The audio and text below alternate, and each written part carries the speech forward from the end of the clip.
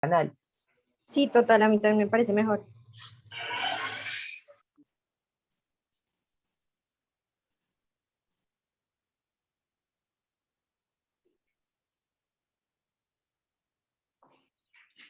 Mejor así, cerrado.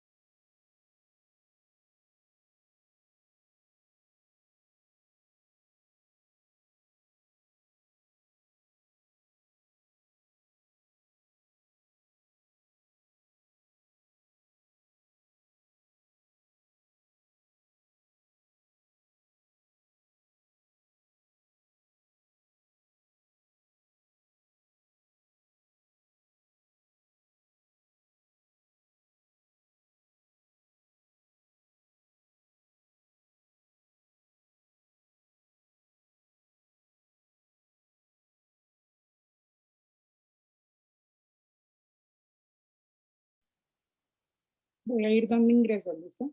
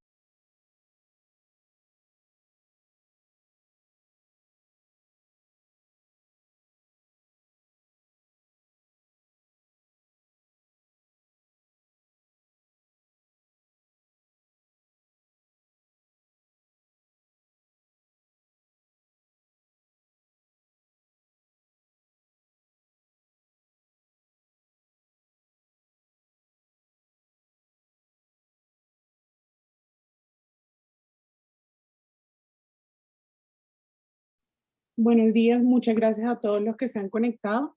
Eh, Podemos esperar unos minutos a ver si se conectan más personas y enseguida damos inicio a la charla. ¿Listo?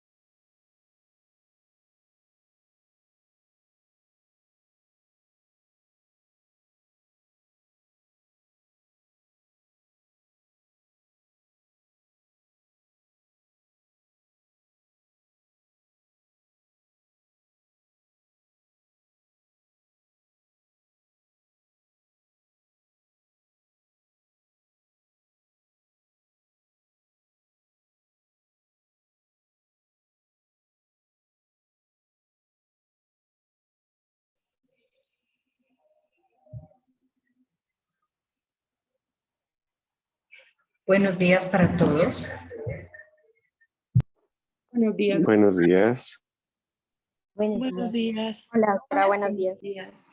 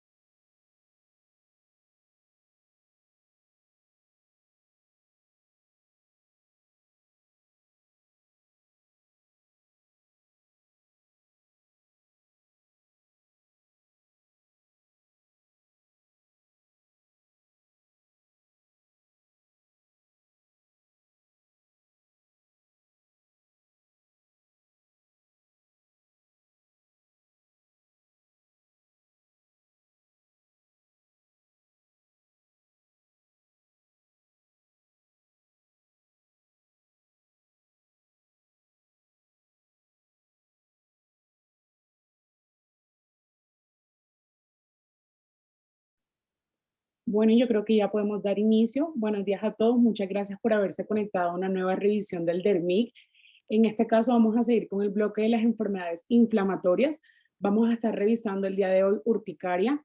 Esto va a estar a cargo de María Paula Donoso Hernández, que es miembro directivo de la mesa del DERMIC y está ahora mismo en 10º semestre, y María Sofía Morales, que es miembro proactivo del DERMIC y está también en 10º semestre. De igual manera nos va a acompañar la doctora Olga Hernández, que es dermatóloga del Centro Federico Lleras Camargo. Listo, muchísimas gracias a todos por la asistencia. Espero que sea muy provechosa esta revisión. Bueno, buenos días para todos. Vamos a dejar de compartir nuestra pantalla para que no se vaya a detener a lo largo de la presentación. Entonces, mucho gusto. Mi nombre es María Paula Donoso y junto a mi compañera María Sofía Morales les vamos a presentar el día de hoy urticaria.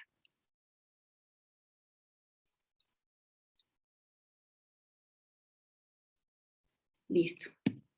Entonces, estas son las referencias que nosotras utilizamos para hacer esta revisión. Y este es el contenido que vamos a abordar a lo largo de la charla. Entonces vamos a iniciar con una introducción al tema, posteriormente hablaremos de la epidemiología, de la patogenia, la fisiopatología, la clasificación, el diagnóstico, el tratamiento y terminaremos con un cierre. Entonces, para empezar tenemos que entender cuál es la definición de la urticaria. Esta va a ser una reacción vascular cutánea que se caracteriza por presentar edema en piel y en mucosas. Va a ser una enfermedad que es frecuente y van a haber múltiples presentaciones clínicas que vamos a ir abordando a lo largo de la charla. Las manifestaciones principales van a ser los sabones, el angioedema o incluso se pueden presentar los dos. Va a tener una patogénesis compleja por todos los factores que influyen en ella y va a presentar una alta carga de la enfermedad debido al impacto que esta presenta en la calidad de vida de los pacientes y también a los altos costos en salud que van a representar. Tenemos que entender también que la principal célula efectora de la urticaria va a ser el mastocito. Para hablar de la epidemiología, vamos a saber que es una enfermedad que es muy común a nivel mundial. Va a afectar tanto a niños como a adultos y su relación mujer-hombre va a ser de 2:1, es decir, es más común en las mujeres. Va a tener una prevalencia que oscila desde el 1 al 24% y en la mayoría de los casos va a ser autolimitada en las primeras 3 semanas. De hecho, esto va a representar el 90% de todos los casos. La prevalencia de la urticaria crónica, que es otro tipo de las urticarias, va a ser del 0.5 al 3%, es decir, que no es tan común. Y en la urticaria física, la más común de todos sus subtipos va a ser el dermografismo sintomático. También es importante mencionar que, como les había mencionado, como en niños y en adultos se presenta comúnmente, en los niños tenemos que tenerla en cuenta cuando veamos las manifestaciones que vamos a hablar más adelante, ya que su prevalencia va a ser del 3.4 al 5.4%. Bueno, buenos días a todos. Entonces, a continuación, para poder hablar de la fisiopatología, vamos a recordar una serie de conceptos y generalidades sobre esos componentes que van a estar implicados y que nos van a permitir entender ese paso a paso más adelante que va a originar como tal esa respuesta urticarial y posteriormente pues la urticaria. En primer lugar, en cuanto a los mastocitos, ya Mari no lo ha dicho en la introducción, pero va a ser importantísimo que tengamos en cuenta de entrada que va a ser el efector celular más importante en la urticaria y pues en el angioedema, que estos van a estar distribuidos en todo el cuerpo, va a variar posiblemente su fenotipo, la respuesta a ciertos estímulos, pero algo que todos van a compartir es que van a expresar receptores para inmunoglobulina E de alta afinidad y esto pues les va a dar la capacidad de poder participar en reacciones alérgicas mediadas por IgE. Importante, como vemos en el diagramita del mastocito, en la parte inferior izquierda de la diapositiva, en su interior vamos a ver gránulos. Estos gránulos deben ser liberados para poder actuar. Ya vamos a ver y recordar exactamente de qué forma. Si quieres, Silvia, mira. Listo. Entonces hablábamos de que finalmente está lleno este mastocito de gránulos, y estos deben liberarse para poder actuar. Pero para que se dé este proceso de degranulación necesito de un estímulo. Este estímulo puede ser inmunitario, pero también puede ser no inmunitario. Cuando hablo del estímulo inmunitario, lo que va a pasar exactamente es que sustancias como las que pueden ver en la parte de nuestro diagrama de la parte izquierda, es decir, sustancias como la IgE, anticuerpos anti-IgE, entre otros, se pueden unir al receptor que se encuentra en la superficie del mastocito, generando como consecuencia el proceso de degranulación. Pero también va a ser importante que van a haber unos estímulos degranuladores que son no inmunitarios, como lo son los opioides, la anafilotoxina C5A e incluso la sustancia P. Los vemos al lado derecho de nuestro diagrama que se encuentra en la parte superior de la diapositiva. Estos se van a unir a los receptores, generando también ese proceso de degranulación. Ya veremos cuál es pues, finalmente el fin de este proceso y pues sí, la importancia. Siguiente. Listo. Ya tenemos claro que tenemos el mastocito, se pega una sustancia al receptor, se produce ese proceso de degranulación, pero ¿qué es lo que va a ocurrir? Se van a liberar todos los gránulos y con estos gránulos se van a sintetizar una serie de mediadores proinflamatorios. Estos mediadores pueden ser preformados o neoformados, siendo el principal mediador proinflamatorio la histamina. Van a haber otros mediadores que se pueden liberar en todo este proceso de degranulación, los vemos en el diagrama de la imagen de abajo de la diapositiva, sustancias como lo son la TNF-alfa, sustancias como las interleuquinas proinflamatorias, interleuquina 3, 4, 5, 6, 8 y 13, e incluso el factor estimulante de colonias de granulocitos y macrófagos, leucotrienos, todos estos mediadores proinflamatorios se liberan y ya vamos a ver exactamente qué es lo que va a pasar. Pero importante tenerlo igual presente. Se ha visto que en esta liberación de mediadores está la prostaglandina y se ha visto que esta es capaz de inhibir este proceso de degranulación, siendo como un factor, por decirlo así, protector, pero en general todos estos mediadores proinflamatorios van a desencadenar pues la cascada inflamatoria que ya veremos posteriormente. Listo, entonces ya tenemos claro y recordamos un poquito esas generalidades del mastocito. La degranulación y que se liberan un montón de sustancias proinflamatorias. Estas sustancias van a ir directamente a actuar sobre el vaso sanguíneo, en una serie de receptores que van a generar como consecuencia, a grosso modo, un proceso de vasodilatación y extravasación de plasma, que ya veremos de manera mucho más íntegra cuando hablemos de la parte clínica y de sus manifestaciones.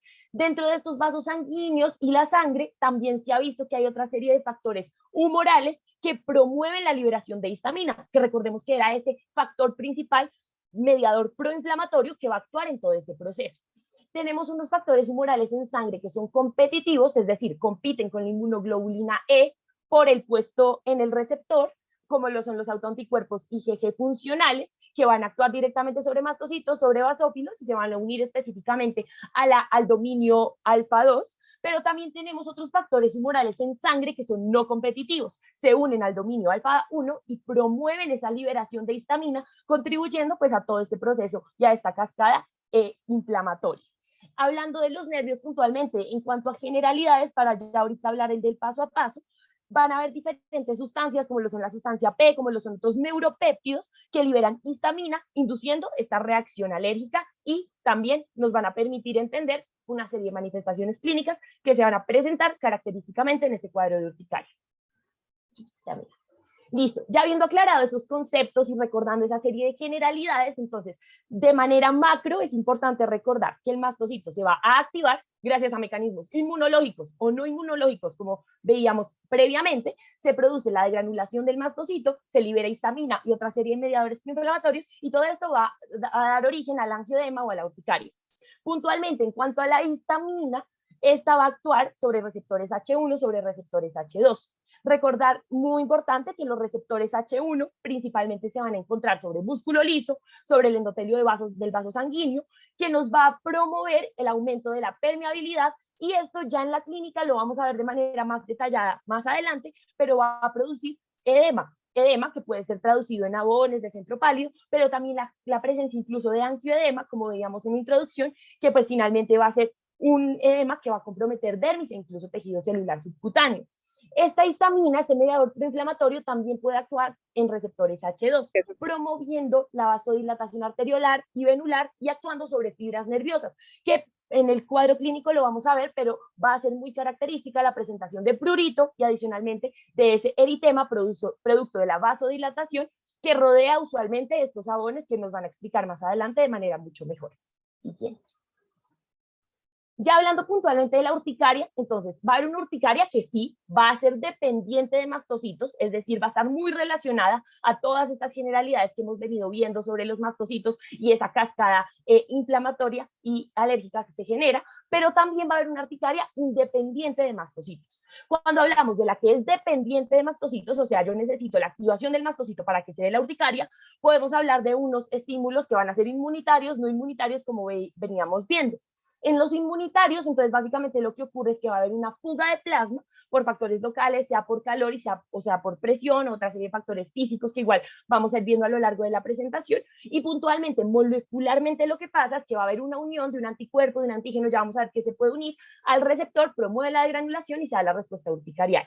Si lo que se une a este receptor es un autoanticuerpo contra receptores de inmunoglobulina E de alta afinidad o la misma inmunoglobulina E, podríamos estar ante una urticaria autoinmunitaria. Si son dependientes exclusivamente de esta reacción de inmunoglobulina E, podemos hablar de urticaria de origen alérgico, pero también si lo que está mediando ahí inmunológicamente son inmunocomplejos, que está bastante bien representado en la imagen superior derecha que se encuentra en la esquina de la diapositiva, donde los inmunocomplejos se pegan a los vasos al vaso sanguíneo, vamos a poder hablar de una urticaria que es vasculítica. Dentro de esta urticaria dependiente de mastocitos, también tenemos una no inmunitaria. Entonces se van a pegar otra serie de sustancias, como lo son aditivos alimentarios, como lo son los salicilatos naturales, los opiáceos, entre otras antiinflamatorios no esteroideos, por ejemplo, se podrían pegar a este receptor, bueno, podrían pegarse, generando activación de la respuesta del mastocito, sin tener que mediar inmunoglobulina E o inmunoglobulina G dentro de este proceso. Se ha visto que la concentración plasmática aumentada de protrombina, de dímero D, van a hablar de la severidad de la enfermedad en este tipo de contextos no inmunitarios puntualmente. Y en la independiente de mastocitos, es decir, se van a producir otros mediadores proinflamatorios, pero no voy a necesitar que se activen los mastocitos para que se produzcan. Por ejemplo, la bradiquinina. Se va a producir vasodilatación y aumento en la permeabilidad, que nos va a generar todo el cuadro clínico que ya veremos, y se ha visto que en estos mediadores proinflamatorios también afectan con frecuencia la mucosa gastrointestinal, produciéndose de manera complementaria al cuadro clínico que ya vamos a ver característico, otra serie de sintomatología, como es el dolor abdominal, las náuseas, el vómito o incluso pues, episodios diarreicos. ¿Qué puede pasar exactamente en este tipo de contextos para que se activen esos mediadores proinflamatorios? Por ejemplo, la bradiquinina. Entonces, pacientes que vengan, por ejemplo, tomando medicamentos como son los inhibidores de la enzima convertidora de angiotensina o inhibidores de dipeptilpeptidasa 4, las gliptinas, pueden desencadenar esa producción exagerada de mediadores proinflamatorios y que se produzca como tal la respuesta urticarial. Pacientes que tengan deficiencia en el inhibidor C1 esterasa podrían llegar a también tener este aumento en la bradiquinina y otra serie de mediadores proinflamatorios que den paso a la presentación de la urticaria. Específicamente recordemos que los inhibidores de C1 esterasa pues van a tener como funciones regular el sistema de complemento, coagulación y entre estos la formación de quinina. Y también hay otra serie de casos en los que los pacientes sí tienen un C1 normal, pero tienen deficiencia en otros genes que puede dar paso a la presentación de la urticaria. Les traigo esta tablita, me pareció muy chévere porque nos permite ver finalmente cuáles son todos esos mecanismos que pueden estar implicados en la presentación de urticaria en pacientes que hayan tenido pues una reacción urticarial por la activación de mastocitos, pacientes que hayan tenido una respuesta urticarial no por la activación de mastocitos, pero sí veíamos que por la producción de otra serie de mediadores proinflamatorios, como lo es la bradiquinina, y otra serie de pacientes que sí tienen su urticaria, pero no se sabe exactamente cuál es ese mecanismo que pues generó como tal la reacción. Listo, entonces ya vamos a hablar de la clasificación. Entonces, la urticaria se puede clasificar según su duración y su etiología, siendo aguda o crónica. Sin embargo, más de un tipo de urticaria pueden estar presentes en un mismo paciente. Entonces, para empezar con la urticaria aguda, tenemos que saber que esta se define por la ocurrencia de abones espontáneos o de angioedema que duran menos de 6 semanas.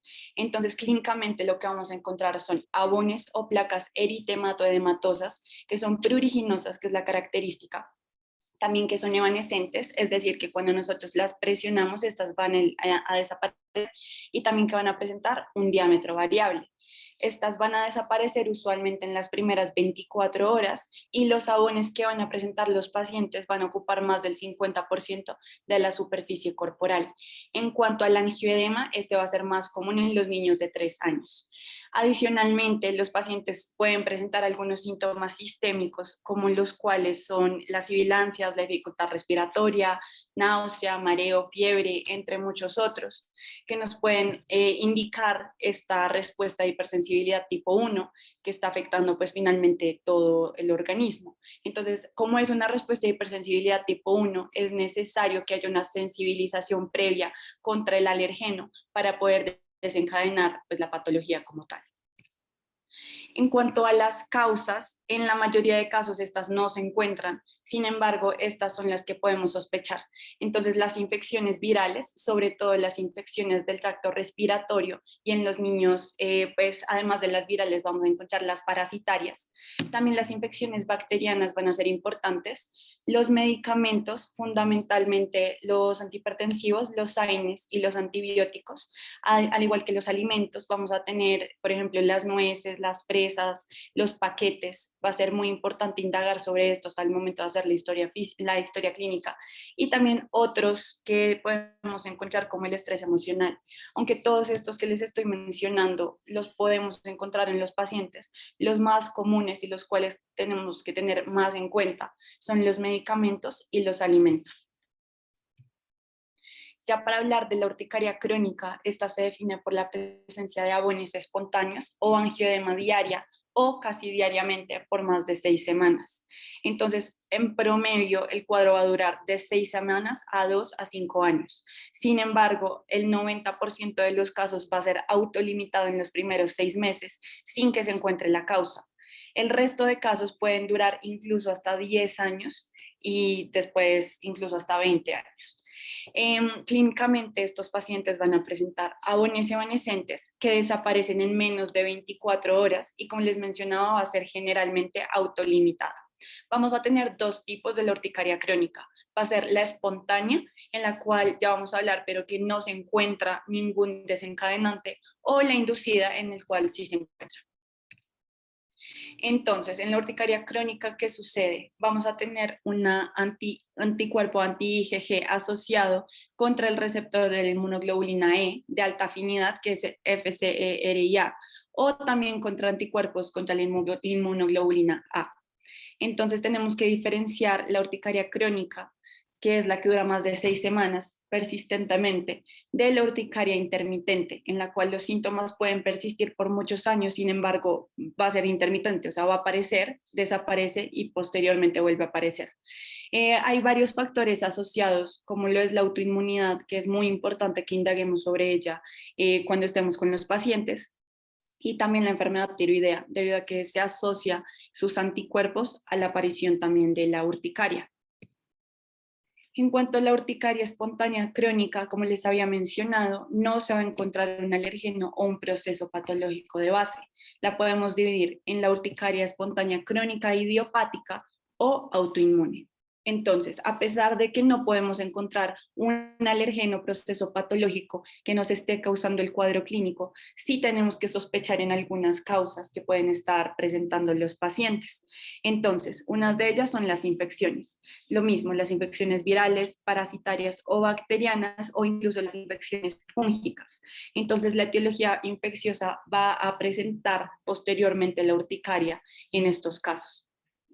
En cuanto a los alimentos, lo que les había mencionado, van a ser sobre todo en alrededor del 20% de los casos que pueden presentarse desencadenados por los alimentos. Entonces vamos a encontrar las avellanas, los paquetes, la fresa, la manzana, la avena o incluso los mariscos, que se han asociado a ser altamente alergénicos.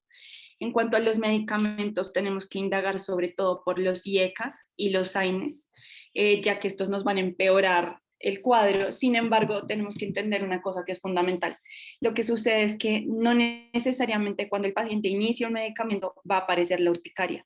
Los pacientes pueden presentar la urticaria incluso muchos años después de haber iniciado el medicamento. O lo mismo con los alimentos. Los pacientes pueden haber consumido fresas toda su vida, pero a los 40 años de un día para otro empezó la urticaria. Entonces no podemos descartar estas, digamos, estas cosas que han estado frecuentemente en la vida del paciente. Otro factor que tenemos que tener en cuenta va a ser el estrés emocional. Muchos de los pacientes se van a asociar a patología psiquiátrica, vamos a tener depresión, ansiedad, en las cuales es difícil determinar si estas patologías son la causa de la urticaria o la urticaria es la causa de estas patologías debido a su alto impacto en la calidad de vida de los pacientes. Entonces tenemos que hacer un abordaje integral con todos los pacientes que nos llegan a nuestra consulta por urticaria. Hablando de la urticaria crónica autoinmune, vamos a saber ya puede diagnosticarse posterior a la urticaria, debido a los exámenes que nosotros debemos pedirles a los pacientes. De hecho, podemos diagnosticar una enfermedad.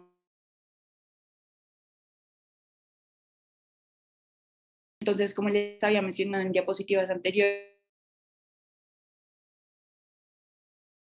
la afinidad de la inmunoglobulina E, o también se ven muy asociados los anticuerpos antitiroideos. Entonces, ¿qué va a suceder? Estos anticuerpos lo que producen es activación del complemento con posterior liberación de histamina, que sabemos que es el principal factor que nos va a producir la urticaria. Entonces, en cuanto a las enfermedades autoinmunes que se asocian más frecuentemente con la urticaria, vamos a encontrar la patología tiroidea, tanto el hipo como el hipertiroidismo, siendo el hipotiroidismo más común. Y de hecho, los pacientes con urticaria tienen el doble de riesgo de padecer patología tiroidea que el resto de la población. También la diabetes mellitus tipo 1, el lupus eritematoso sistémico y también la artritis reumatoide. Hay otra patología autoinmune que también se ha mencionado, sin embargo, su asociación no es del todo clara, que es el síndrome de Sjögren. En cuanto a la urticaria inducible crónica, ya sabemos cuáles pueden ser las causas que nos la pueden inducir, sin embargo, los síntomas van a ser reproducibles y van a ser exclusivos a un estímulo específico. Es decir, si el paciente se está exponiendo frecuentemente a un mismo estímulo, es cuando se van a producir los síntomas. Usualmente las lesiones van a presentarse en las áreas expuestas. La duración de estas lesiones va a ser más corta, aproximadamente menor de 2 horas, a excepción de la urticaria por presión retardada que vamos a mencionar posteriormente. La urticaria inducible crónica va a representar alrededor del 20 al 30% de todos los casos de la urticaria crónica y la podemos dividir en dos: en la urticaria física, que ya las voy a mencionar cuál es, y otras urticarias inducibles, que puede ser la urticaria química, que va a ser sobre todo, por ejemplo, la que nos encontramos cuando los pacientes se exponen a las hojas de ortiga, que esta va a ser un tipo de urticaria química. Entonces, para empezar con la urticaria física, voy a hablarles de varios tipos de urticaria física. Entonces, vamos a empezar con el dermografismo sintomático. Esta va a ser como la imagen que les estoy mostrando en la diapositiva. Los pacientes van a presentar abones eritematosos, sobre todo lineales, porque van a corresponder al trayecto que siga algún objeto que esté en contacto con la piel. Entonces pueden aparecer minutos después de frotar la piel suavemente y pueden persistir hasta 2 horas desde su aparición. Usualmente lo que vamos a encontrar va a ser que los elementos con punta, es decir, por ejemplo, los esferos, como podemos ver en la foto, o como un rasguño, van a ser los que nos van a desencadenar este tipo de urticaria. Sin embargo, tiene una característica, y es que no se va a presentar ni en mucosas, ni tampoco va a presentar angioedema asociado. Con la urticaria al frío, los sabones van a ser de corta duración, van a ser confluentes, es decir, que van a estar como pegados entre ellos. Se va a presentar sobre todo en las áreas que son expuestas, es decir, el rostro, el cuello, las manos, o incluso si los pacientes, por ejemplo, han estado en pantaloneta y están expuestos al frío, pues también podría presentarse en las piernas, es decir, en toda zona que esté expuesta al frío. Pues como les mencionaba, como es urticaria al frío, la vamos a encontrar sobre todo cuando estamos en clima frío, cuando los pacientes están en contacto con viento frío. En la mayoría de los casos va a ser idiopática. Sin embargo, si las lesiones persisten por más de 24 horas, tenemos que solicitarle ciertos exámenes al paciente, como son las crioglobulinas, las aglutininas frías o el criofibrinógeno. En la urticaria asociada al calor va a ser muy similar a la urticaria asociada al frío, solamente que en temperaturas más altas. Los sabones van a estar delimitados al sitio directo del contacto con el calor, no van a ser tan diseminadas como podría ser con el frío, y van a persistir por 1 a 3 horas después del contacto con el elemento caliente o con las altas temperaturas. Que esto lo diferencia de la urticaria solar, porque en la urticaria solar pues los pacientes van a estar presentando los sabones, sobre todo en las áreas fotoexpuestas. Acá en la foto podemos ver, por ejemplo, una mujer que estaba exponiéndose al sol, bronceándose, y podemos ver toda la manifestación que le produjo el estar en contacto con la radiación ultravioleta. Entonces los sabones van a persistir por 5 a 15 minutos después de la exposición solar, pero no van a durar más de 24 horas. Esta se va a asociar sobre todo a mujeres entre los 20 y 40 años, pero esto también se asocia no solamente a los factores intrínsecos de cada persona, sino también porque se asocia que son la población que más puede estar asociada, exponiéndose a la luz solar, ya sea por cuestiones estéticas de quererse broncear o por otras cuestiones, pero son la población que está más expuesta. Ya para hablar de la urticaria de presión tardía, que les había mencionado que es la única que va a aparecer después de las 2 horas de que está el factor desencadenante. Esta va a aparecer 2 a 6 horas posteriores a una presión que se genere en alguna zona de la piel. Los sabones ya van a ser más profundos, pero ya no van a ser pruriginosos. Estos van a ser dolorosos. Va a persistir por más de 24 horas y se asocia sobre todo a los sitios de la depresión. Entonces, por ejemplo, los conductores lo van a tener sobre todo en las áreas donde el cinturón de seguridad está en contacto con ellos. Por ejemplo, acá en la foto está asociada a la zona donde está el brasier, que genera presión. Entonces eso va a ser característico de estos pacientes. Esta sí puede comprometer las membranas mucosas. Sin embargo, esta va a tener una característica, es que también se van a presentar síntomas sistémicos, como lo son la fiebre, las artralgias, y va a estar sobre todo asociada por niveles elevados de interleuquina 6. Ya casi para terminar, vamos a tener la urticaria adrenérgica, que se va a desencadenar por estrés físico, es decir, por pacientes que están ante estrés crónico, por accidentes, etc. Entonces, en esta los sabones van a ser eritematosos. Sin embargo, lo va a diferenciar de otros tipos de urticaria porque alrededor de los sabones vamos a encontrar unos halos que están hipopigmentados. Entonces vamos a tener distintos desencadenantes, pues va a ser, el estrés físico se puede desencadenar por casi que cualquier cosa, entonces va a ser difícil encontrar la causa primaria, y esta también se va a asociar sobre todo a síntomas sistémicos por todas las manifestaciones que presenta. En esta, para poderla identificar de una forma mejor, podemos inyectar la piel con inyecciones de adrenalina o noradrenalina, y de ese modo vamos a ver que se desencadena la urticaria. Entonces ahí podríamos hablar de urticaria adrenérgica. Para hablar de la urticaria colinérgica, ya esta va a ser diferente porque se manifiesta como pápulas pequeñitas que están rodeadas de abones eritematosos. Acá sobre todo en esto sí podemos ver que hay unas pequeñas pápulas, alrededor sí hay abones muy grandes, pero las pápulas pequeñitas van a ser la clave diagnóstica en estos casos. Se va a presentar en tronco y extremidades, y esta también va a tener diversos desencadenantes que se asocian a niveles elevados de acetilcolina, como el estrés, el ejercicio, también la diaforesis y el aumento de la temperatura corporal.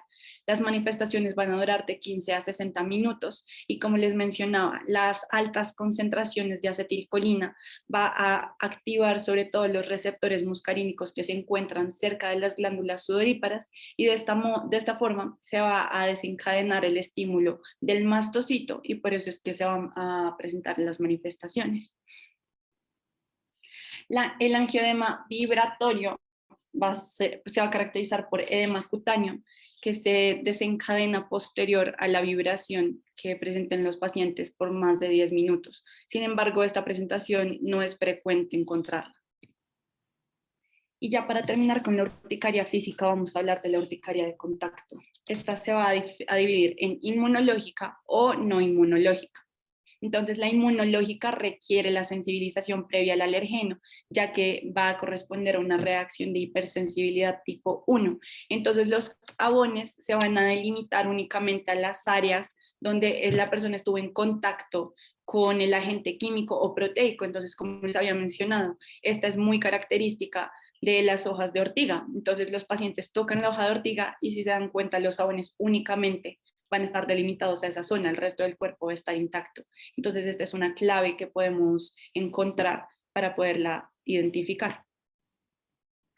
En cuanto al angioedema, este va a comprometer sobre todo las capas profundas de la piel y de las mucosas, y este va a corresponder por el incremento temporal de la permeabilidad vascular. Eso es lo que nos va a producir el edema.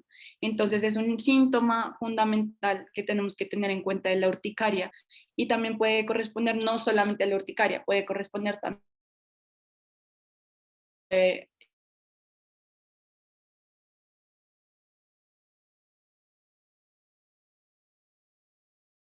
dolor y a hipersensibilidad. Y estos son algunos de los tipos de angioedema que podemos encontrar, los cuales no voy a mencionar, pero pues acá les puedo. Sabemos que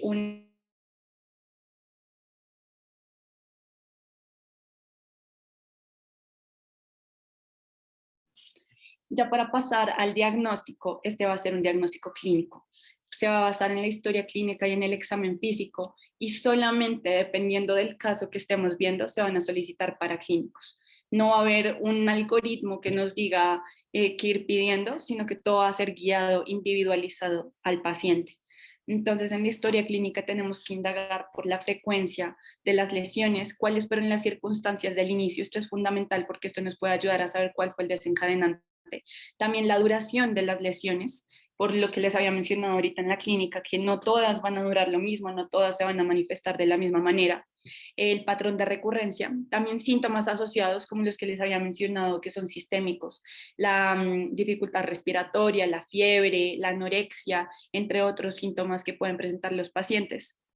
También tenemos que indagar en los antecedentes del paciente, los antecedentes de atopía, los antecedentes familiares. Esto va a estar muy relacionado a nuestro diagnóstico. También la severidad de las lesiones tenemos que indagarlas, debido a que, como les había mencionado, es una enfermedad que va a representar un alto impacto en la calidad de vida de los pacientes y que incluso puede desencadenar algunas otras patologías como la ansiedad o la depresión. Es importante mencionar algunos síntomas que tenemos que tener en cuenta, que son las lesiones aisladas que duran más de 24 horas, que se asocian a púrpura y a bones que son duros y que se asocian a síntomas sistémicos. ¿Por qué? Esto nos puede llevar a pensar en una urticaria vasculítica, que es el único caso en el cual vamos a pedir la biopsia de piel. Si vemos a estos pacientes de esta manera, tenemos que solicitarle una biopsia de piel. Ya para hablar del examen físico, tenemos que indagar ciertas cosas. Obviamente vamos a hacer un examen físico completo, pero lo vamos a guiar a ciertos hallazgos que pueden ser importantes. Entonces, la extensión de las lesiones, porque como les mencionaba, no todas van a estar generalizadas, hay algunas que van a estar localizadas únicamente al sitio de contacto. El dermografismo, pues simplemente con un esfero, con un dermógrafo podemos hacer algún movimiento con suavidad en la piel y de esta forma ya vamos a desencadenar esta urticaria y va a ser pues ya el diagnóstico muy sencillo de hacer. También la presencia de bocio por la patología tiroidea asociada, las linfadenopatías y los síntomas sistémicos como la fiebre, la ictericia, porque también la hepatitis es uno de los desencadenantes infecciosos para la urticaria.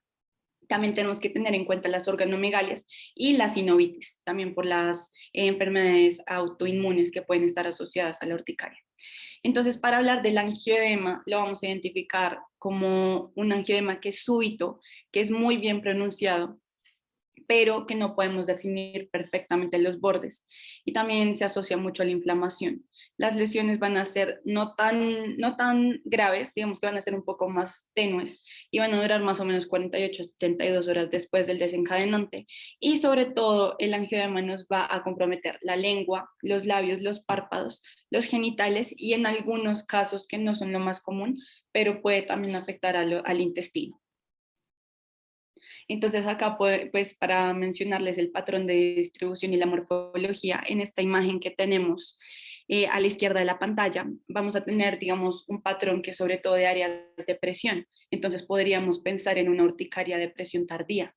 O por ejemplo en esta otra que les tengo acá, que podemos ver en esa piel como la forma de una flor, podemos ver que ese es un dermografismo. Entonces la persona que trató de dibujar una flor la quedó perfectamente marcada en la piel únicamente con el paso suave de un esfero. Entonces también es importante, como les había mencionado, las áreas fotoexpuestas pues para la urticaria asociada a la luz solar, o también las áreas en las cuales ha estado haciendo mucho frío, las áreas donde no ha estado protegido el paciente de esto. Esto va a ser también importantísimo para el diagnóstico. Para hablar de los paraclínicos, como les mencionaba, no en todos los casos los vamos a solicitar. Estos van a estar guiados únicamente según la presentación clínica que tiene el paciente. Entonces, en la urticaria espontánea aguda no van a haber paraclínicos, no los vamos a necesitar. Mientras que en la urticaria espontánea crónica sí vamos a necesitar, digamos, una gama más amplia de los paraclínicos para tratar de encontrar cuál fue la causa. Entonces, hemograma, reactantes de fase aguda, los anticuerpos, sobre todo los antitiroideos, y el hierro. En la urticaria por frío, pues la provocación con frío puede ser con hielo, con aire frío. En la urticaria con calor, lo mismo, solamente que con elementos calientes. La urticaria por presión, también vamos a utilizar el test de presión y la prueba del umbral para saber en qué punto es que las lesiones aparecen, en qué punto de la presión es que las urticarias aparecen. En la urticaria solar, vamos a utilizar la provocación con radiación ultravioleta y también la prueba del umbral, al igual que en el dermografismo sintomático, pues ya lo había mencionado anteriormente, con un dermografómetro, pues sencillamente podemos inducir las lesiones. En el angiodema vibratorio podemos utilizar la prueba de reactividad de la piel, en el cual sencillamente es poner algo que vibre para desencadenar el angiodema. En la urticaria acuagénica, que no la había mencionado, que se desencadena es por el agua, pues el paciente lo podemos exponer a su ropa mojada por 20 minutos para que se desencadenen las lesiones. En la urticaria colinérgica, que está asociada pues a la acetilcolina, va a ser sencillo poner al paciente a hacer ejercicio o que se tome una ducha caliente para determinar si aparecen las lesiones. Y por último, en la urticaria de contacto vamos a tener el test de provocación.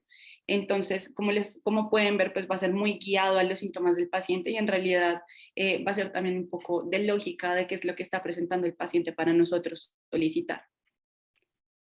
Y ya para terminar con la parte de diagnóstico, tenemos algunos diagnósticos diferenciales que tenemos que tener en cuenta por su similitud en la morfología de las lesiones. Entonces, en el eritema multiforme, acá podemos ver estas lesiones como en diana, que pues van a ser diferentes a los sabones que vemos en la urticaria. El eczema en fase aguda, sobre todo en la urticaria de contacto, pues va a ser muy similar a la dermatitis de contacto. Por ejemplo, la celulitis bacteriana y la erisipela, que podrían llegar a confundirse con un angiodema, pero pues no es lo más común. En las picaduras de insectos también tenemos que diferenciarlas de la urticaria. Y por último, algunas toxicodermias que pueden presentar algunos pacientes, pues que también se van a asociar sobre todo a los medicamentos que les mencioné de la urticaria, AINES, antihipertensivos, antibióticos. Listo, entonces a continuación vamos a hablar sobre una serie de generalidades en cuanto al tratamiento.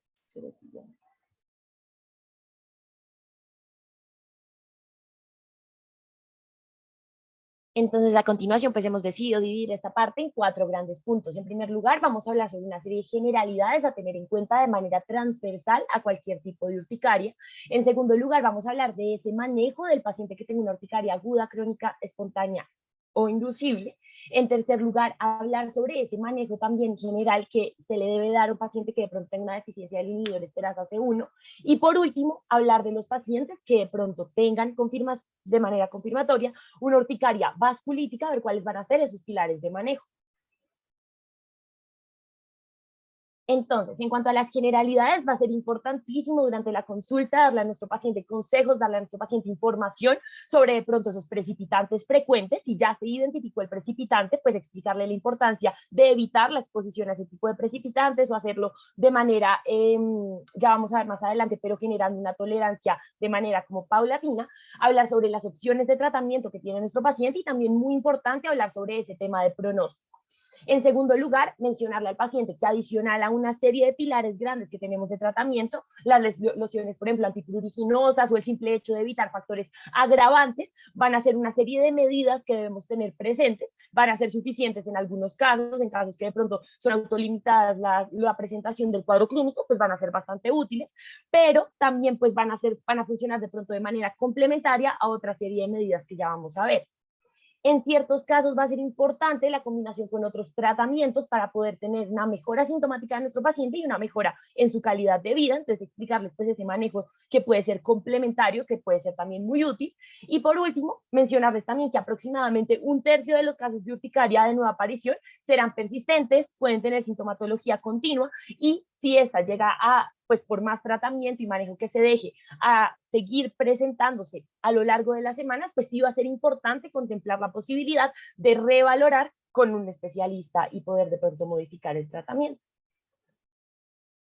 Listo. Entonces, en el contexto de un paciente que tenga una urticaria aguda, crónica, espontánea e inducible, va a ser importante tener presente que vamos a tener un manejo de primera, segunda y tercera línea.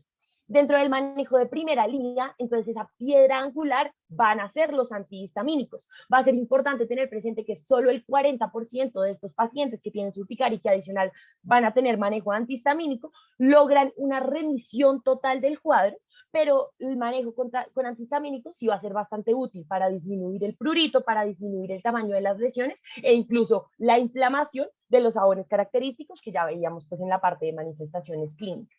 Va a ser importante que el paciente no utilice este tipo de manejo antihistamínico solo cuando se presentan los síntomas como tal, sino que de pronto utilice el antihistamínico en ciclos. Importante entonces tener presente dentro de estos antihistamínicos, recordar que van a haber unos antihistamínicos que van a actuar sobre H1 y otros que van a actuar sobre H2, y que los que actúan sobre H1 a su vez pueden ser de primera o segunda generación. Los de primera generación son los antihistamínicos clásicos, ya vamos a ver un poquito más sobre estos. Les pongo esta tabla al lado derecho de la diapositiva, me parece muy chévere porque trae los ejemplos dependiendo de la clase de antihistamínico a la que nos estemos enfrentando, y en un momento dado incluso también las dosis que podemos utilizar en el paciente adulto que pues tenga urticaria. Veíamos entonces los antihistamínicos, veíamos que pueden ser H1 o H2. Los H1 puntualmente, entonces pueden ser clásicos o pueden ser de segunda generación. Los clásicos ya visto que tienen unos efectos adversos importantes en cuanto a la sedación, por esta razón no son el primer antihistamínico que a mí se me ocurriría darle a un paciente con urticaria.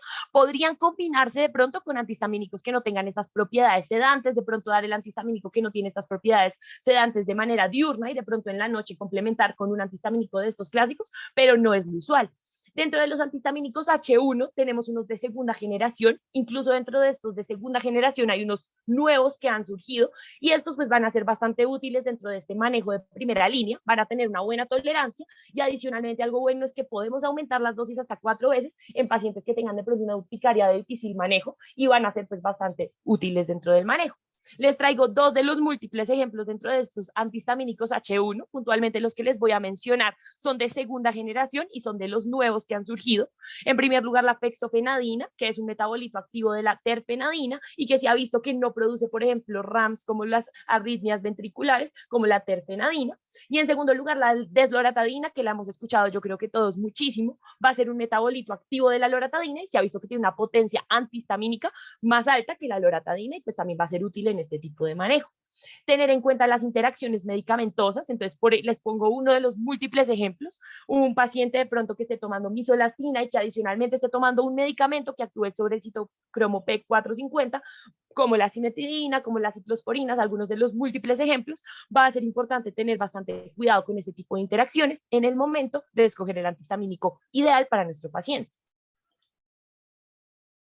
Dentro de estos antihistamínicos, entonces, que son la primera línea, también hay unos que son H2, veíamos. Se ha visto que estos H2 no tienen efecto en el prurito inducido por histamina, no se recomiendan en realidad dar como monoterapia, se recomiendan dar de pronto ideal en combinación con un H1, y veíamos que los H1 más pues ideales van a ser los de segunda generación. Algunos ejemplos de estos antihistamínicos H2 van a ser la cimetidina, la ranitidina, la nisatidina y la famotidina. Van a ser bastante útiles en pacientes que tengan urticarias crónicas. Importante tener presente que el 15% de los receptores de histamina en la piel son tipo H2. Entonces, el incluir un antagonista H2 podría ser útil en el manejo de estos pacientes. Y les traigo dos datos pues, generales, pero que me parece importante tener presente que, por ejemplo, dentro de estos antihistamínicos H2, Utilizar ranitidina en un momento dado sería mejor que la cimetidina en el sentido de que no interfiere con el metabolismo hepático, y pacientes que de pronto tengan una lesión renal, tengan daño renal de base, pues va a ser importante evitar el uso, por ejemplo, de cetiricina, levocetiricina y alimemacina, pues porque pues puede tener ahí algún tipo pues, de interacción que no queremos tener. Listo. Ya hablamos de la primera línea, básicamente antihistamínicos. En la segunda línea, entonces, la indicación principal va a ser ese paciente que no me responde a antihistamínicos. Tenemos varias opciones dentro de esta, incluso pues de varios diferentes pues, grupos de medicamentos. Dentro de esta segunda línea, podemos considerar el uso de corticoides como la prednisona, como la prednisolona. Importante que se van a dar a dosis altas, dosis entre 30 a 50 miligramos día. La indicación clave va a ser un paciente que necesite un tratamiento que vaya a ser de corto plazo, importante el tema del corto plazo por los efectos adversos de estos medicamentos, en pacientes que de pronto tengan una crisis de urticaria adicional con angioedema y pues que sea de difícil manejo. Podemos considerar dentro de esta segunda línea el uso de adrenalina, pero también van a tener una serie de indicaciones puntuales, paciente que de pronto esté en un shock anafiláctico, paciente que de pronto tenga angioedema en la zona de bucofaringeo, que sea una angioedema, una urticaria que es de carácter idiopático y muy severa, podríamos considerarlo. La doxepina, que es un antidepresivo tricíclico que tiene propiedades anti-H1, anti-H2 potentes, podemos considerarla también dentro de este manejo de segunda línea. El montelukast, que recordemos que es un antagonista de los receptores de leucotrienos, que veíamos que los leucotrienos era uno de los múltiples mediadores proinflamatorios que pueden liberarse y que pueden desencadenar toda esta respuesta inflamatoria. Pacientes con urticaria crónica podríamos llegar a considerar el uso de este tipo de medicamentos. Sulfasalacina, importante, podríamos llegar a considerarlo igual en pacientes con urticarias crónicas, con urticarias retardadas, pero fundamental igual tener presentes los efectos adversos, pueden hacernos síndrome de Steven-Johnson como efecto adverso, síndrome nefrótico, entre otros efectos adversos que igual pues no nos gustaría tener. Y el uso de colchicina se ha visto útil en la urticaria neutrófila. Va a ser importante igual tener en cuenta efectos adversos, en particular con la colchicina, efectos adversos como lo son sintomatología gastrointestinal, neuritis periférica, mielosupresión y adicionalmente la presencia de alopecia. Les pongo una tablita que nos permite resumir este manejo de segunda línea, donde tenemos pues el nombre del medicamento, tenemos un momento de la clase farmacológica, cómo vamos a administrar este medicamento y cuáles son esas indicaciones especiales asociadas a cada uno de estos medicamentos. Dentro de la segunda línea, entonces va a ser importante también mencionar que si de pronto yo tengo un paciente, le di antihistamínicos, no respondió, yo intento explorar el manejo farmacológico de segunda línea que ya vimos y vemos que no es apropiado. Acá hay una serie de medidas no farmacológicas que va a ser importante tener igual muy presentes. En primer lugar, la exclusión de aditivos alimentarios, de salicilatos naturales, de cualquier tipo de desencadenante que de pronto yo haya identificado como causa pues de la generación de la urticaria. Por ejemplo, pacientes, lo que veíamos en urticaria por frío, en urticaria solar, en urticaria por contacto, por calor, pues van a ser finalmente, yo ya tengo identificado cuál es esa situación o esa exposición que desencadena como tal el cuadro clínico, entonces el evitar como tal el contacto va a ser importante. Pero puntualmente en pacientes que tengan urticaria por frío, solar o por calor, podemos inducir la tolerancia mediante exposiciones repetidas de manera pues despaciosa y cuidadosa. La exposición a luz UV, a fotoquimioterapia, también pueden ser medidas no farmacológicas que pueden resultar útiles en ciertos contextos, pero igual están en estudio y no tienen resultados muy concluyentes. Y dentro de la tercera línea, entonces vamos a ver qué va a ser útil en pacientes que tengan urticarias refractarias o incluso urticarias de origen autoinmune.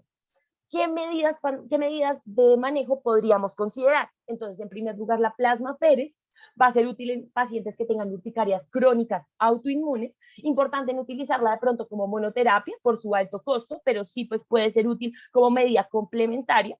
Inmunoglobulina vía intravenosa, que usualmente se va a administrar 2 gramos kilogramo en 5 días. Va a ser importante también útil y pues bastante útil utilizarlas en urticarias inmunitarias crónicas que de pronto no me hayan respondido a un manejo antihistamínico. El riesgo también y pues la importancia ahí tener en cuenta el tema del costo, pero pues puede ser bastante útil. El uso de ciclosporina, que recordemos que la dosis va a ser entre 3 a 4 miligramos kilogramo día y va a beneficiar pacientes que tengan urticarias inmunitarias crónicas que no respondan a antihistamínicos. tener en cuenta la recaída tras la suspensión. Entonces, por esta misma razón, pues saber cómo administrarla y cómo en un momento dado suspenderla de manera como paulatina. Y el uso de metrotexato, micofenolato e incluso azatioprina podrían ser útiles en pacientes que de pronto no nos hayan respondido con el uso de ciclosporina. El omalizumab también puede ser una opción dentro de este manejo de tercera línea. Recordemos que es un anticuerpo monoclonal antiinmunoglobulina E humano y pues va a ser útil en pacientes que tengan urticarias crónicas, espontáneas o incluso pues, urticarias idiopáticas.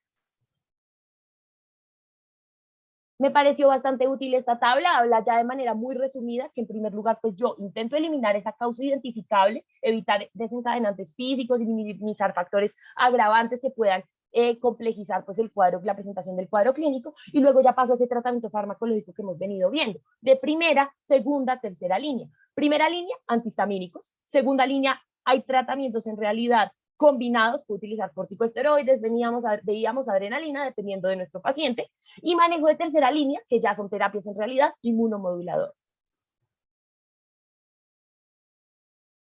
En el contexto de un paciente que tenga una deficiencia de inhibidor esterasa C1, entonces en el contexto de urgencias, yo puedo considerar, en primer lugar, administrar de pronto un concentrado de inhibidor de esterasa C1 o incluso un inhibidor de esterasa C1 recombinante vía intravenosa. Estas van a ser una serie de medidas iniciales que puedo considerar, o el uso de Icativan, por ejemplo, un medicamento que va a ayudar ahí a ser antagonista del receptor de la bradykinin, entonces nos va a mejorar. Recordemos pues que toda la cascada inflamatoria que se generaba a partir de esto. Y en segunda línea podríamos considerar la administración de plasma fresco congelado. Va a ser importante tener presente que en este tipo de pacientes los antihistamínicos, corticosteroides, adrenalina no van a ser muy eficaces, que digamos, que para tratar la urgencia como tal va a ser importante utilizar dosis mayores de 20 unidades kilogramo, y que adicional a esto, si yo tengo de pronto un paciente en el que yo ya haya identificado que tiene una deficiencia del inhibidor de esterasa C1, que de pronto se vaya a exponer a algún tipo de procedimiento donde vaya a requerir intubación, vaya a requerir manipulación ahí en la vía aérea, pues va a ser importante de pronto considerar darles profilaxis una hora antes. Y adicionalmente a esto, pacientes que tengan de pronto o que vayan a estar expuestos a una intervención menor, el uso de ácido tranexámico. Dentro de la urticaria vasculítica, como último gran contexto, y pues vamos a hablar un poquito de su manejo. Entonces va a ser importante pues recordar que dentro de las vasculitis cutáneas tenemos unas vasculitis de pequeño vaso, de mediano vaso y de vaso pues grande. Que cuando hablamos de las vasculitis urticariales, hablamos de una vasculitis que es de pequeño vaso. La intervención inicial van a ser cuidados de apoyo, identificación en un momento dado del desencadenante, y pues también considerar de entrada si de pronto requiero de procedimientos adicionales. ¿Dependiendo de qué? Dependiendo de la gravedad clínica, dependiendo de la cronicidad del cuadro y del compromiso sistémico que de entrada tenga mi paciente. Entonces, pacientes que de pronto tengan una enfermedad que es leve, que es limitada a la piel, yo puedo considerar darles cuidados de apoyo, como lo son pues recomendaciones como elevar las piernas, evitar ropa ajustada, medias de compresión y la importancia del reposo, dar tratamiento sintomático con antihistamínicos, con AINES, pero también va a ser fundamental que en pacientes que tengan una enfermedad cutánea crónica o que tengan unas manifestaciones cutáneas severas, podemos considerar el uso de colchicina y de dapsona, podemos considerarlas solas o podemos considerarlas en combinación. Cuando usamos la colchicina, entonces vamos a utilizarla una dosis de 0.6 miligramos 2 a 3 veces al día vía oral. Va a ser útil en pacientes que tengan sus manifestaciones cutáneas, pero de pronto adicional ya que estén haciendo manifestaciones a nivel articular. Y cuando hablamos de la dapsona, entonces usualmente se van a manejar dosis entre 50 y 200 miligramos día vía oral y van a ser útiles en lesiones crónicas, en lesiones que sean leves a moderadas y que sean pues de características de evolución crónica. Pacientes que tengan de pronto una enfermedad severa, ulcerosa, que sea progresiva, se podría llegar a considerar el uso de dosis altas de corticosteroides. Recordemos que por ciclos bastante cortos, podemos utilizar hasta 1 miligramo kilogramo día de prednisona, por ejemplo, y pacientes que ya tengan una urticaria vasculítica recurrente, podríamos añadir un fármaco que sea ahorrador de esteroides como la azatioprina, manejarlo en una dosis de 2 miligramos kilogramo día, o el metrotexato, que lo manejaríamos igual a dosis que no superen los 25 miligramos semanales. Les dejo igual una tablita abajo donde resume de manera muy puntual cuál es el manejo de primera, segunda y tercera línea dentro de estos pacientes pues, que tienen su vasculitis urticarial. Y por último, importantísimo, pues hablar del pronóstico. La mayoría de pacientes que llegan a la consulta van a tener en su cabeza pues una mejora al 100% del tratamiento, esa va a ser como la expectativa, pero sí va a ser importante pues explicarles la importancia del pronóstico dependiendo del paciente, pues que igual que tengamos en nuestra consulta. Va a ser importante tener presente en cuanto a pronóstico, que el pronóstico de una recuperación completa ha cambiado.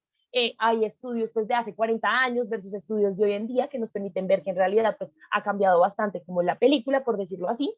Estudios en 1969 decían que el 50% de los pacientes con abones solo iban a estar asintomáticos un año y que luego probablemente iban a recaer, y que el 20% de los pacientes con urticaria y angioedema continuaban teniendo síntomas por lo menos por 20 años. Pero hoy en día en realidad lo que se ha visto es que 2/3 de los pacientes de los casos de urticaria con o sin angioedema resultan ser autolimitados y se resuelven pues a los días o a las semanas de evolución, y que un paciente pues que ya tenga síntomas bastante difíciles sí va a ser importante pues que esté en revaloraciones con el especialista. Muchísimas gracias. Muchas gracias por su atención. Esperamos que les haya quedado clara la charla. Acá tenemos a la doctora Olga Hernández. Doctora, ¿le gustaría hacer algún comentario?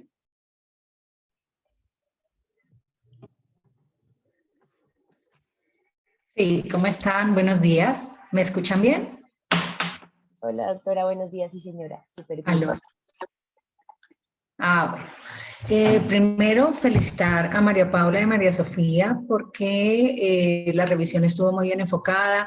Creo que abarcaron con los temas y los tópicos que todo médico debe tener conocimiento. Ahora, para aterrizar un poco toda esta información a la práctica, que es lo que nosotros nos enfrentamos a diario, hay varias cosas. Lo primero es cuando nos llega un paciente con urticaria a la consulta, es saber que es un paciente que vamos a tener que acompañar. No sabemos exactamente por cuánto tiempo, porque si es un paciente que nos llega con urticaria aguda, pues no sabemos si esta aguda si se va a resolver o si esta aguda se va a convertir en crónica. Para que quede claro, cuando nos llegan con urticaria aguda, lo primero que hay que analizar es si hay alguna asociación con medicamentos. Y como decía María Paula, preguntar antibióticos, antihipertensivos, sobre todo los inhibidores SECA, pero igual cualquier tipo de medicamentos puede ocasionar reacción alérgica. Ahora, no solo son los medicamentos orales, tienen que preguntar si están utilizando gotas oftálmicas, gotas óticas, si están usando inhaladores nasales, si están con algún tipo de medicamento bioenergético, homeopático, porque todos pueden relacionarse con urticaria en un momento dado. Ahora, no solo si los medicamentos son de reciente uso, aunque sería más frecuente, pero también los de uso crónico nos pueden dar en un momento dado reacciones alérgicas.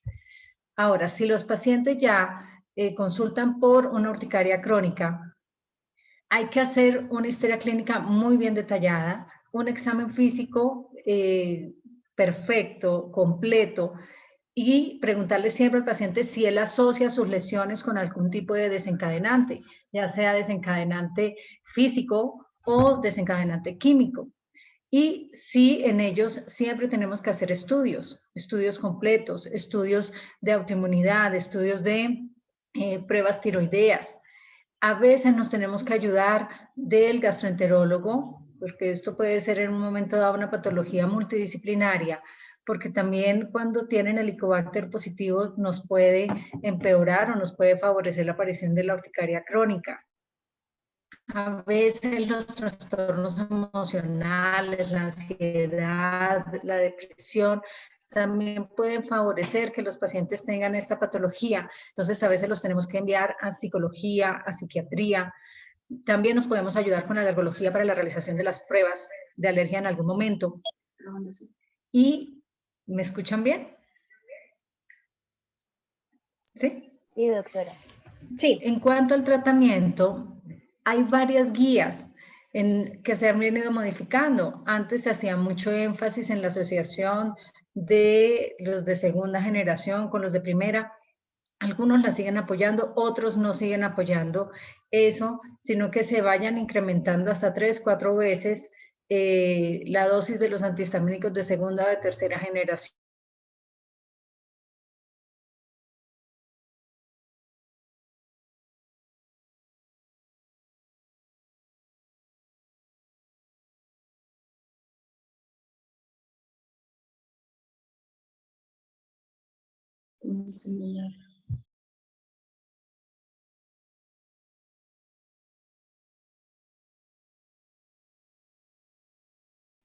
La doctora. Esperemos un segundo mientras la doctora resuelve unos problemas técnicos y ya continuamos con la retroalimentación. ¿Ya? Sí, doctora, la Ya escuchamos. estoy nuevamente, qué pena. No sé en qué parte me quedé.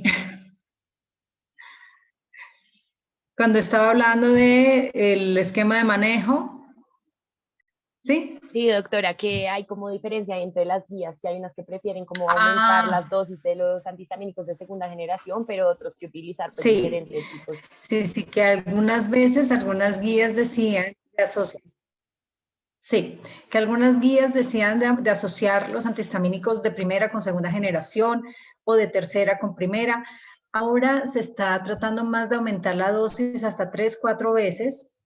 Si esto no funciona, entonces, pues ahorita tenemos el omalizumab, que sabemos cuándo se puede empezar, pero no sabemos cuándo lo terminamos. Y igual se puede presentar recurrencias al suspenderlo, pero se puede volver a iniciar porque este anticuerpo monoclonal pues no necesita monitoreos constantes. Recordar que el uso de los corticosteroides sistémicos no es recomendable solo en casos de exacerbaciones muy intensas o en angioedema de 10 días máximo. Bueno, no sé si tengan alguna otra inquietud. Listo, doctora, muchísimas gracias. Muchísimas gracias también a las expositoras. Estuvo excelente la presentación, muy completa. Creo que en este momento podemos dar paso a las preguntas. Pueden abrir su micrófono o dejar sus preguntas en el chat si tienen alguna. También en el chat ya pues les escribí el link de asistencia para que lo puedan llenar. Cuéntanos, Juan Sebastián, ¿tienes alguna pregunta o comentario? Sí, vale. Bueno, en primer lugar, felicitarlas y agradecerles tanto a las expositoras como a la doctora. Y en segundo lugar, pues quería hacer una pregunta. Digamos que pienso yo que ese paciente que tiene una urticaria aguda, que tiene prurito, tiene abones, tiene eritema, tiene angioedema, pues va a querer una solución inmediata, o sea, no de pronto no el que llega a la consulta dermatológica, pero sí el que está teniendo su primer episodio, va a querer que nosotros le demos una solución, digamos, inmediata. Y yo quería preguntar qué opciones hay ahí, o sea, de pronto puede llegar al servicio de urgencias y pues no sé si, o sea, sí, no sé por qué podría optar uno en el momento agudo. Sí, cuando el paciente consulta en forma aguda, urgencia, se puede o aplicar un corticosteroide intramuscular o hay un antihistamínico que es la clemastina, que también la podemos usar intramuscular 1 o 2 días y realmente tiene una muy buena respuesta. Ahora, hay pacientes que han hecho shocks anafilácticos y son pacientes que pueden tener que llevar. Está muy mala tu señal.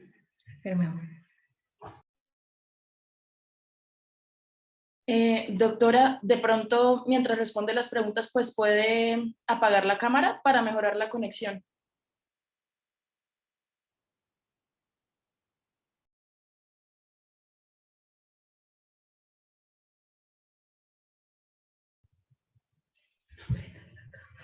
Qué pena con ustedes. Voy a apagar la cámara. ¿Sí? Le decía a Juan Sebastián que cuando los pacientes llegan a urgencias, podemos usar corticosteroides intramusculares o clemastina intramuscular, que es un antihistamínico, que hay casos que los pacientes han hecho shocks anafilácticos y pueden tener necesidad de llevar su epinefrina en autoinyector en casos de emergencia.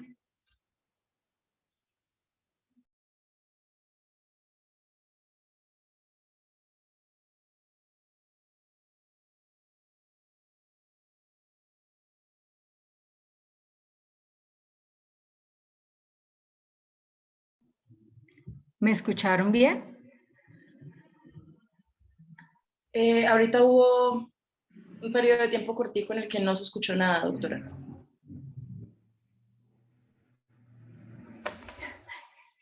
¿Qué parte de la respuesta quedó clara? Doctora, pues realmente pude escuchar lo de que se podían dar esteroides intramusculares y clemastina, pero hasta ahí quedé yo. Ya. Lo otro que te decía es que en casos de shocks anafilácticos que hayan habido antecedentes, los pacientes pueden llevar su epinefrina en autoinyector en casos de emergencia. Y obviamente, pues cuando consultan a urgencias, aparte de los intramusculares que se utilicen, pues iniciar dosis altas de los antihistamínicos. Perfecto, doctora, muchísimas gracias.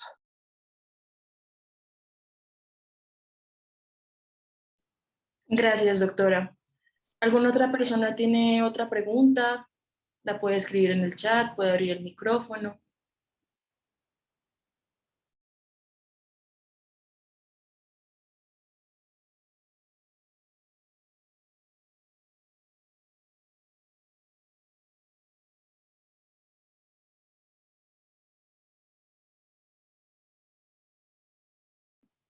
Bueno, parece que no. Entonces, eso sería todo. Muchísimas gracias, María Sofía y María Paula, nuevamente por su presentación. Muchísimas gracias, doctora, por acompañarnos y con esto podemos dar cierre a la revisión de hoy. Muchas gracias a todos por asistir. Muchas gracias a todos por Muchas acompañarnos. gracias. Muchas Hasta gracias. luego. Hasta luego. Que estén muy bien. Hasta Gracias. luego. Hasta luego, gracias.